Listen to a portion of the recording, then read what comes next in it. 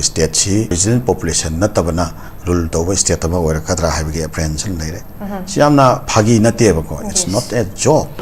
ꯒꯃꯦꯟꯅ ꯃꯁꯤ ꯌꯥꯝ ꯁꯦꯔꯤꯌꯁ ꯑꯣꯏꯅ ꯂꯧꯐꯝ ꯊꯣꯛꯏ ꯑꯗꯨꯒ ꯂꯣꯏꯅꯅ ꯑꯩꯈꯣꯏ ꯍꯧꯖꯤꯛ ꯁꯥꯟꯇꯅ ꯍꯥꯏꯕꯗꯨ ꯌꯥꯝꯅ ꯆꯨꯝꯃꯤ ꯇ꯭ꯔꯥꯏꯄꯥꯔꯇꯥꯏꯠ ꯑꯦꯒ꯭ꯔꯤꯃꯦꯟꯒꯨꯝꯕ ꯑꯃ ꯇꯧꯔꯒ Manipur government aduga manipurgi people's representation akhoi through CSOs or any other bodies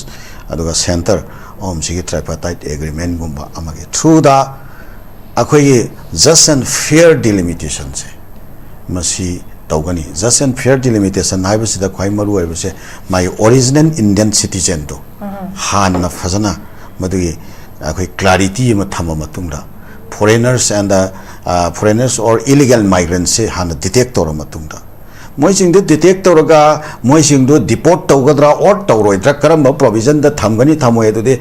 adu tongan bamni India gi magi lejari ba prevalent laws mayam sigi makha da moi comment treat tawgada ge haba moi gi lejaram bani ko adu so dum tawjasanu tawgadabu akhoi gi asengba original population se karino haba ma madu gi sanctity amount of production haba adi makha ta bada magi census tawbigera natraga delimitation tawbigera loin tawbiyo haibne aduga hojik ki khanariba chanariba sira kuki da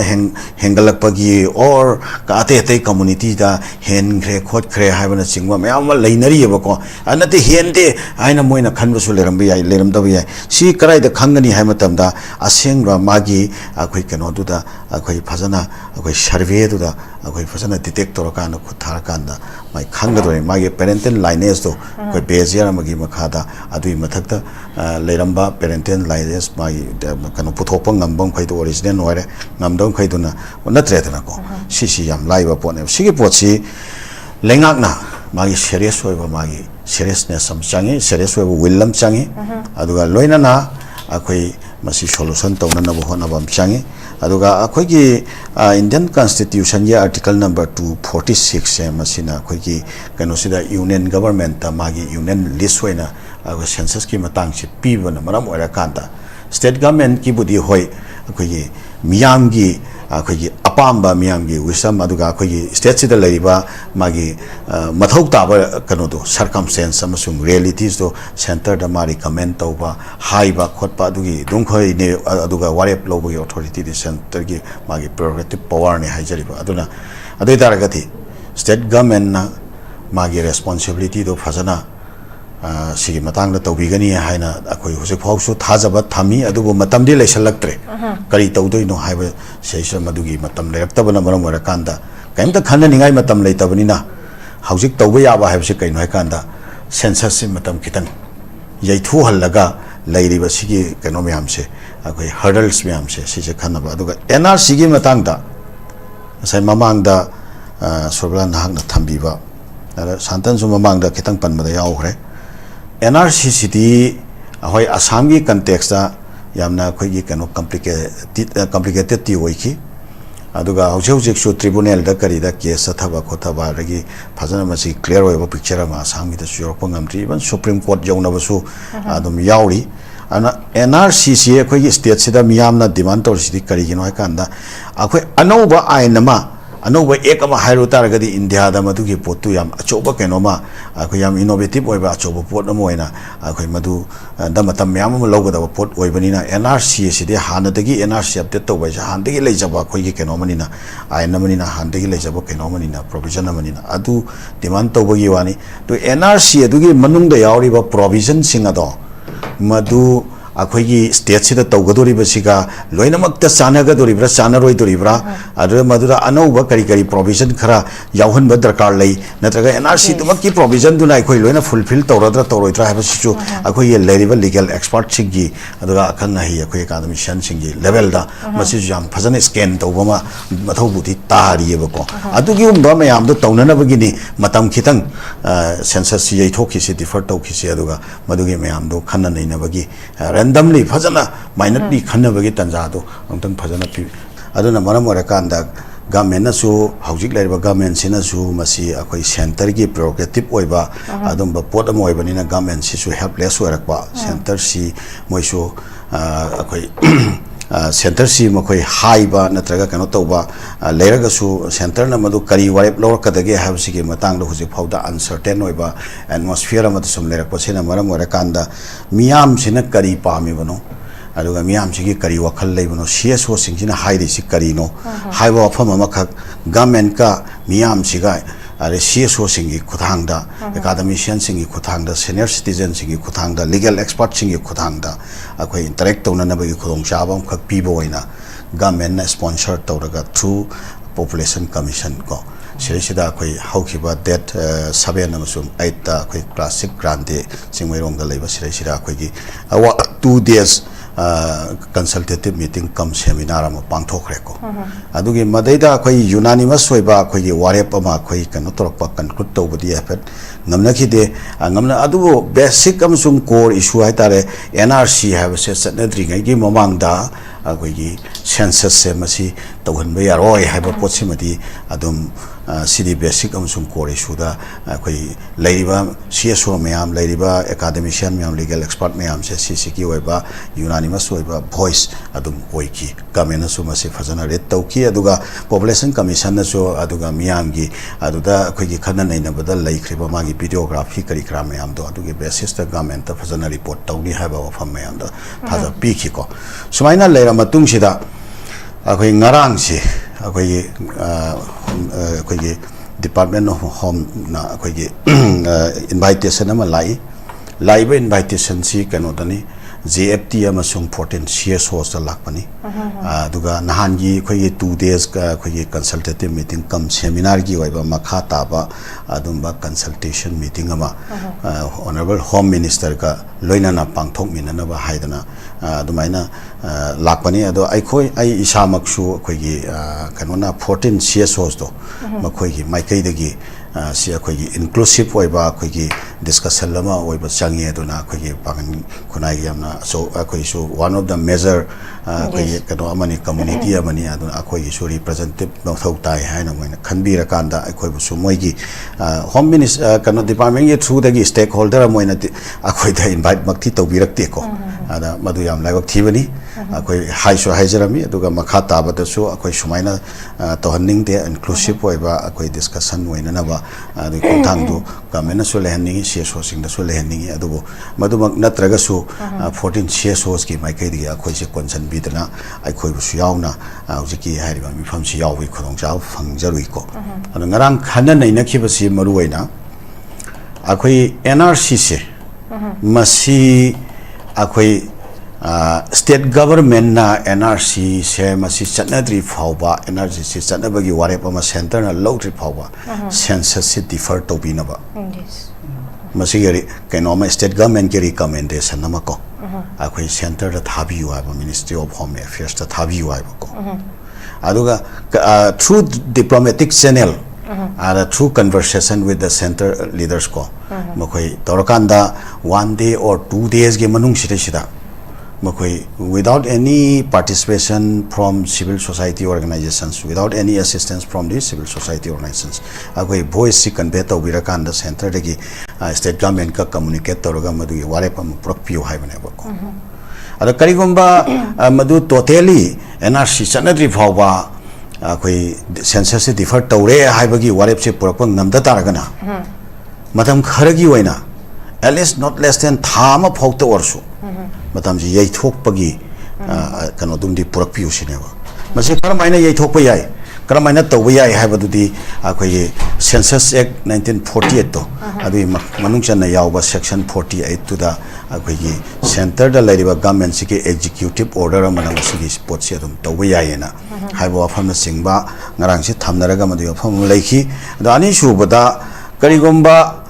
center dagi aduge potu state government na 1 or 2 days ge manung sheshira purak ngamda taragati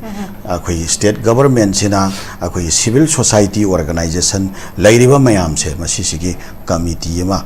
sembiro aduga hairiba committee se masi committee se karigino daka lai se kanda akoi inclusive delegation nama seshira communicate taunana ba adu bridging gap se seshira akoi communicate taunana ba aduga akoi diplomatically work tawbada nungai na bagi damakta madu demand tawbani adu sumaina sigi kano si sembiraga center da akhoi delegation team ma government ki mihut singa loina na chatminaraga center da leiriba akhoi gi home minister aduga khurongcha phangadi prime minister yauna mari leina ba adumba registrar general gi boiro census ki commissioner boiro mayam si yauna akhoi phaminaraga khana nei na bai khurongcha ba se akhoi da phangan biu haiba karigomba deida su yarakta taragati akhoi kanoda court ta akhoi litigation chatpa ado on the another hand akhoi street ta mayam thoga protest over khotpa adugi mayam do khoi tawjake haiba sima le atopa amana akhoi gi marak treida leiba atopa tim amana amuk haiba sina akhoi di center da chatpa kai tawba ma tawba madu akhoi amata akhoi participate tawroi akhoi di government na tawham thokpadung khai do tawbiro ado torokpang namda taragati toroktragadi akhoi tawham thokpa public ki protest tawni haba sumaina leina bani wafam se ado auji adugi wafam jing tara matung da honorable home minister sina along with akhoi home secretary ga loina nako ma honorable chief minister gi da sangaga akhoi mayam gi akhoi thami wafam akhoi mayam na pame wafam se thamaga masi discussion toroga miyam gi apamba matungina state government se masi miyam ga loina na wak tongmin nagadi akhoi na ngambam khoi tongni haba wafam budi thambirami ko to auji phauge di kari update leiba leitaba haibadu auji phauge di thorokpa lei aingon da makti leitri ada akhoi shanta su lae aduga madui makhata ba update mangon dai sho dum khangba ngambani na dum okay sir thank you so much oza santa da lakchari ge oza kanda mu lakchari ge oza hujik se akoina NRC tawbagi matang seida ngasai oza santana jo hepe panbi ki asami ki sai tare and asam gi da su hujik am tawgi taraga su mai du sai na pa am le form su dum leidi aduga asam gi seida akon NRC tawbu sidaida adum magi process adum sangbu form de lei aduga akoi ngasi hayeng tawraga hek tawra se besu yada bagi khoi gi parliamentary gi decision am lobu mathau ta ba aduda ekta pass tawra kana kai ki tarok pa ya badum in terms of akoi gi chahi da hai tare phajana masi senga tawgi hai taraga di adum mai pot am khaksu lei bendana sida NRC ki process um sangbadana masi akoina maruina akoi gi manipur guma case ri hujik se masi matam kra defer to holakanda process to boya na ba kamaina karai de ki sanction be ha ba sig matang galak ti oza duna asam gi in case as example lon sum dawjara kana ba NRC gi ko sai tare hoi akoi se gi masing chaw bo khot pa budi moina hen be form se leide aduga financial implication da su akoi gi 1000 akoi gi something crore danga sang gi ba form ga sudum pan be form le aduga manipur gi lak tara ga su manipur gi population ma form pik tara ga su ma gi terrain chingi lam da akoi gi yamna masing bang ngi hen galak pa akoi gi village ka si gi su akoi gi dum issue am di oirim hai tar duna sigumba posu lei bendana hojik si ekoina masi yam thina maru be posi ekoina hojik hojik yoina si gyana na baidamakta pipeline da thamaga maru be tulam khakti oirindana demographic ki imbalance adeg illegal immigration adeg cross border in kanu ko gi filtration mayam si gi lei bendana immediately tawba ya basi masi akogi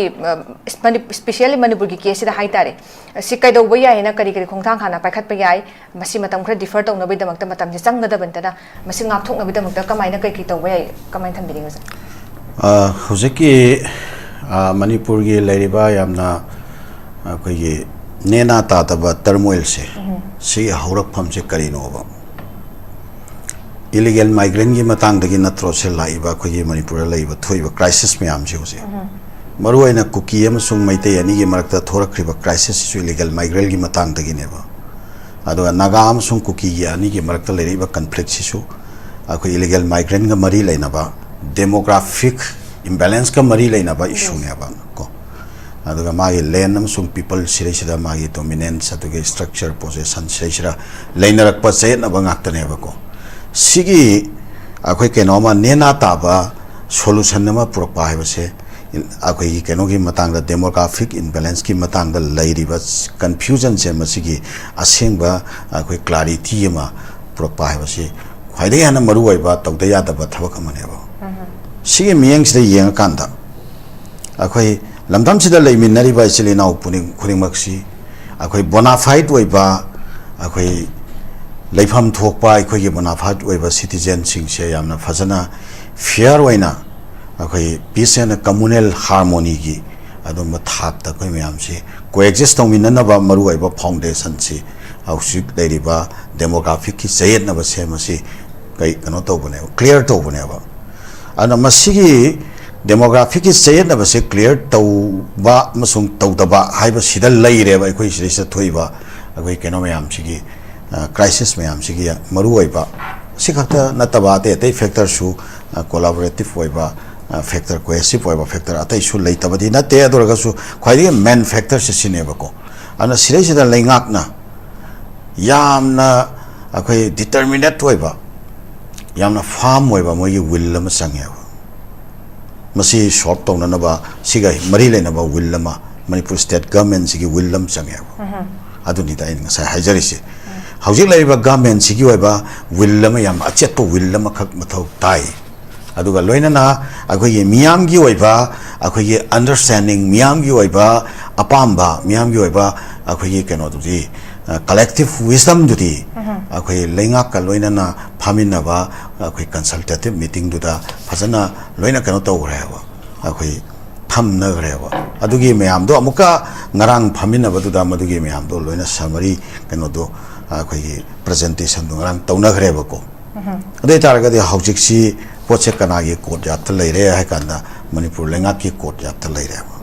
Manipur lengak sina Manipur lengak si pairi ba sisu akhoi keno mani akhoi BJP na pai bani center da lengak pairi sisu BJP ne ba ko ana Manipur lengak na Manipur miyam gi pulse Manipur miyam gi hojau sik lai riba akhoi apam ba si yeng kan da center gi lengak ki losing ba sing siga through diplomatic channel makhoi gi oi ba manung gi oi ba understanding channel da masi bhab tanaraga akhoi hojiki census se date 17 dagi house listing hauni ari bse si matam khara yaithok na bagi ware pa ma purakpa nam targadi akhoi loina ma ki oina lab khobo oire ko ada if karigo bang nam da targadi polengak sida madugi makhoina gano to boda convey to boda convince boda khong sada bangam da situation lairen haira sebo te targadi CSO mayam si sigi representative sing si Manipur lengak na puraga center da laiba lusing ba sing sida akhoi miyam gi apam ba sini haiba se ma si pit to phom thoyabo madugi damakta ni da akhoi CSO singi mai khedi gi somo phom thamyo se ado hojik sire sida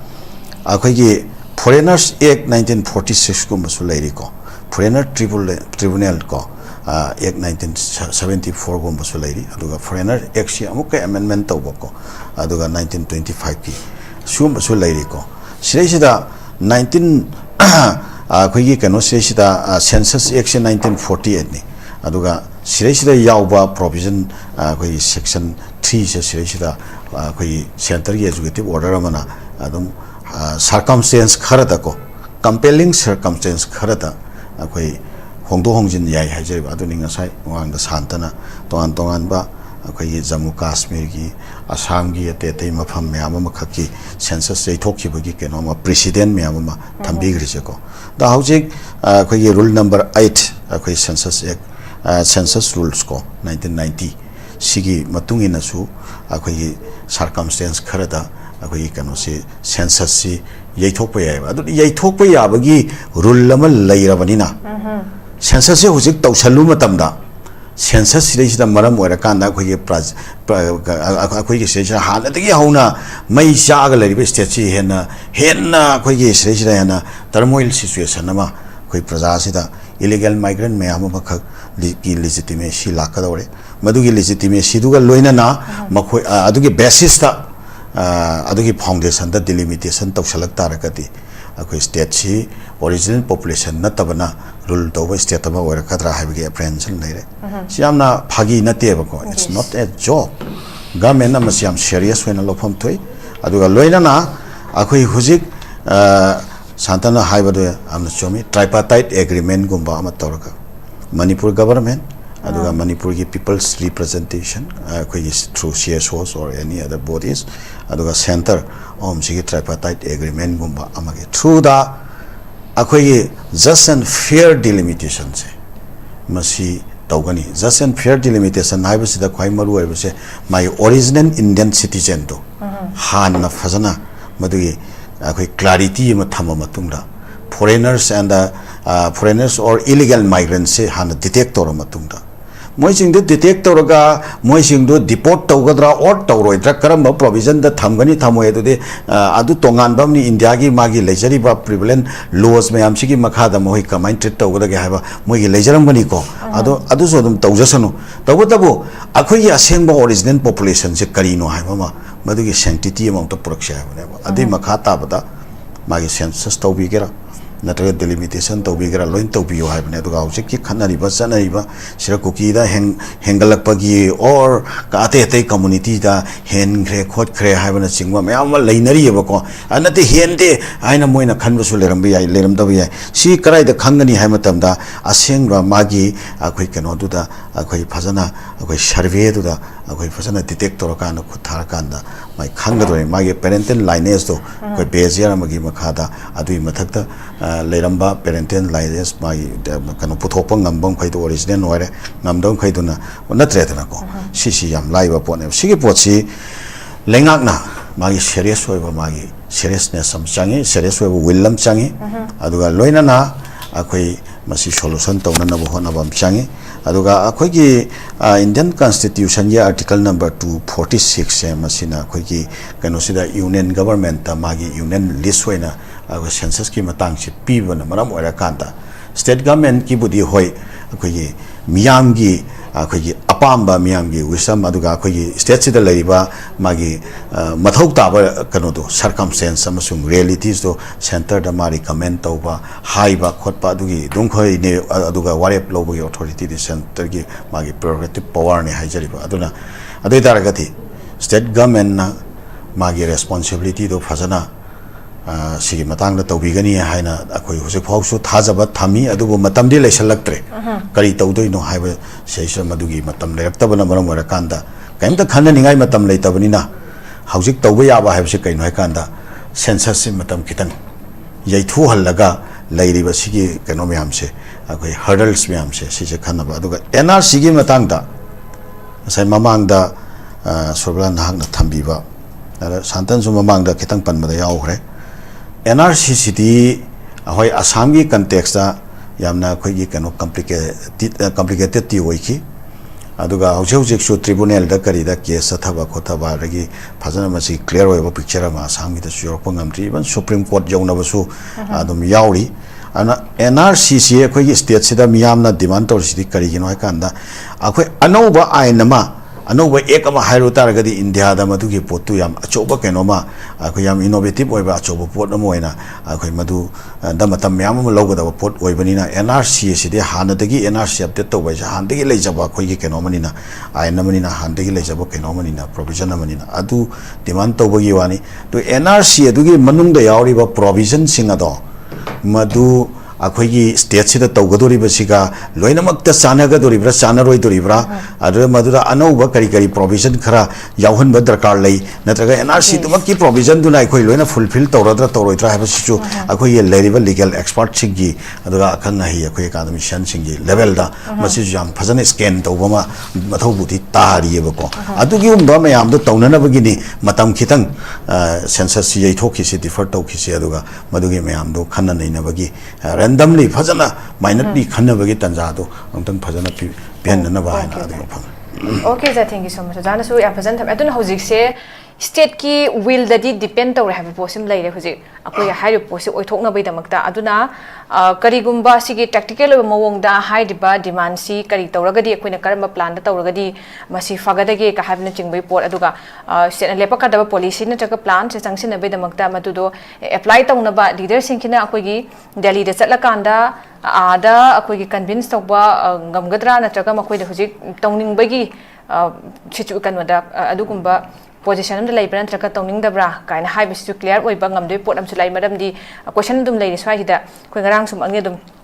nahan so koi ZFT adum unarura kanda home minister ka tholak padam phongdok pasi mokoi gi oina di NRC update tawdi for census tawbo sunga yaroi sigi stand dum lep kani aduga lengak na sigi mong gi sigi post de yamna phajana khu gi hakchan na hai tare kari gum ma kha khu gi khanba khot pa sigi mami se ta dab doin tawi kai khatang pen na be not am ni phongdoi hai tare aduna masi se ada government of India da government of Manipur na masi recommendation thana ba kana taksin gi ba form chi phongdoi aduna सिगुम post background को याम टेंटकना थंबियो ने request तौजिगे ओजा जलादा हन लाक्तिगे ओजा हुजिकसे अखोगी home minister तु थाजा पिरे थाजा पिरपसिगी लोइना ना अखोई हुजिक हाउस लिस्टिंग दिगे हाउरगा मतम खरा एथोक एसिन गी थबक तु कुमांग चौसिना तवरकना बिदमत खोंगथांग पाखलकपसु ओइसनु हाइबिगे अखोगी दुगुम्बा पॉजिटिव एक्सपेक्टेशन हम सो अखोई थमसे दुगा अदु हुजिक मसिसे हुजिक याम फजना फिक्स तहोद्रगदी लाकदोरिबा तुंगी मिरोल सिंग जनरेशन सिंग द मोइना थिंग हौगदबसी consequences amadi dum face tawrga le hauduni sigi post na khai sing haudragadi haita aduna swagi matang ki da khoi gi maru oina haita lista yamna emphasis pi bi tangai fadaba su leibendana kari haibining te tak no sa hojiki political will gi matang se si lakpa kan se da akoi ge mamang gi hojiki leiba government sigi mamang da leibiramba Chief Minister Sri N. Biren Singh se masina am significant oiba thaba amaka tawbirami yamna maru oiba sigi matang se yamna maru oiba thaba khara tawbirami masidi akoi appreciate tawtaba ngamoi maramdi 2022 gi